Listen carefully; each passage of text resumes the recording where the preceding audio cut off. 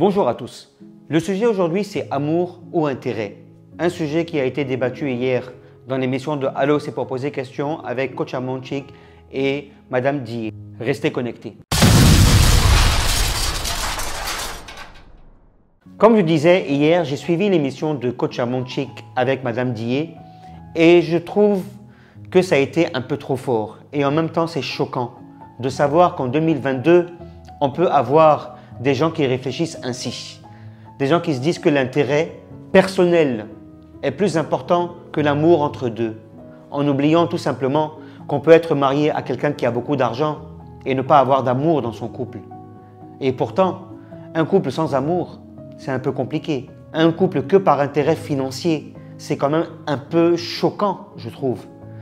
Moi aujourd'hui, entendre quelqu'un dire que si moi, mon mari demain, perd ses biens, je le laisse pour aller ailleurs. Elle se met avec un homme qui a déjà l'argent.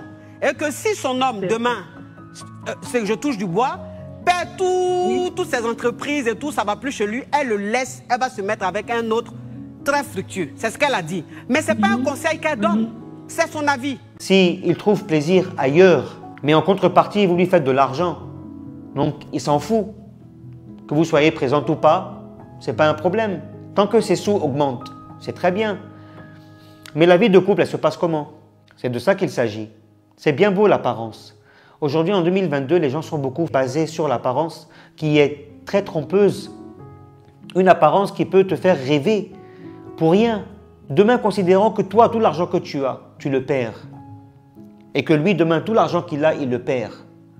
Vous faites quoi? Ou considérons que sur un plateau télé, il s'assoit et dit « Si demain ma femme perd tous ses biens, je la laisse ». Que serait votre réponse à ça? Quel serait votre ressenti? J'ai trouvé ça choquant.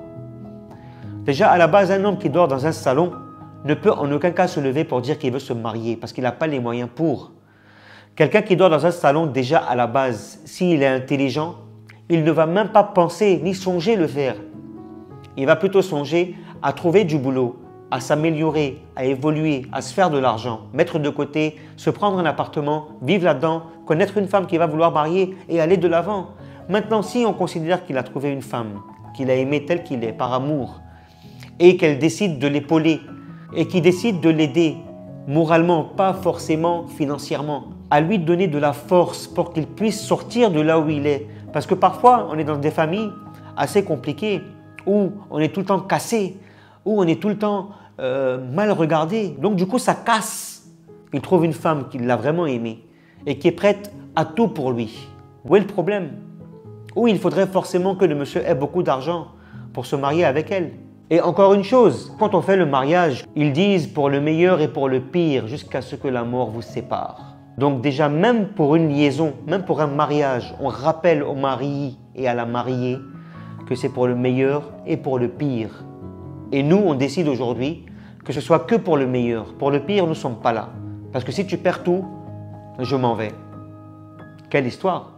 Je pense qu'en 2022, cela doit changer. Le monde est déjà très compliqué. Le monde part déjà en couille. Donc s'il va falloir avoir des gens qui viennent sur les plateaux télé pour raconter ce genre de choses, et moi personnellement, je trouve que cette histoire, elle est fausse. Elle n'est pas possible. Parce que si le couple était un couple normal, jamais le mari aurait accepté même que sa femme se permette de dire ça. Sauf s'il s'en fout.